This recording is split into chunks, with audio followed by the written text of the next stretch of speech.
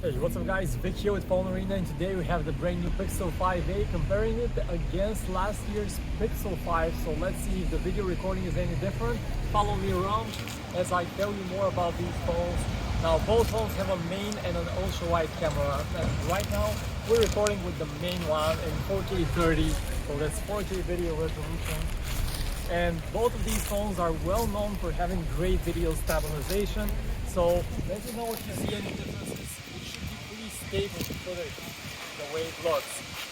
Now if we just move it around a bit more to get a sense of the video stabilization, and if we stop right about here, we can switch to the ultra-wide cameras on both phones, which is 0.6x.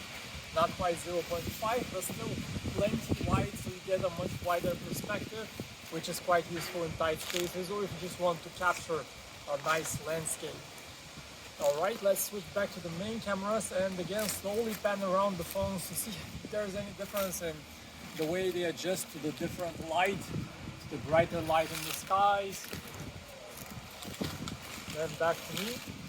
So that was a quick test of the video recording of the Pixel 5a and the Pixel 5. Thanks for watching.